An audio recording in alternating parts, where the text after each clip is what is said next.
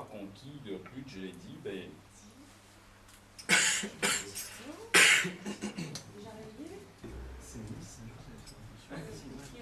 Bien évidemment, cette mesure qui consiste à repousser l'âge légal du départ à la retraite de 60 à 62 ans, elle est symbolique de ce projet, qui est un projet injuste. Et c'est une injustice fondamentale d'obliger, par exemple, les gens qui ont commencé à travailler très tôt, qui pourraient avoir les annuités nécessaires pour partir, les obliger à rester 2 ans de plus. De la même façon que quand on reporte l'âge de la retraite à taux plein de 65 à 67 ans, il y a malheureusement, il faut bien le reconnaître, une quantité de gens qui ou bien partiront avec une retraite amputée, une retraite faible, ou bien resteront, mais n'ont pas la garantie qu'ils pourront toucher un jour leur retraite. Donc c'est profondément injuste. Alors la retraite est injuste, elle est irresponsable, et de plus elle est inefficace.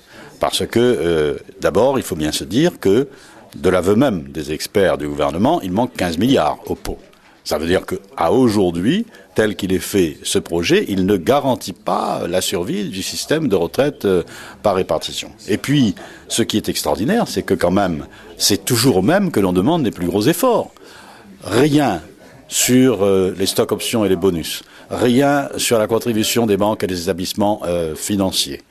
À peine 1,7 milliard sur les 40 milliards, 1,7 milliard sur les revenus du patrimoine, à peine 2 milliards sur les entreprises, ce qui fait moins de 10% de l'effort total. Ça veut dire que qui paye, quand on dit qui paye, eh bien on peut dire avec Sarkozy, les riches mettent 10% et les pauvres mettent 90%.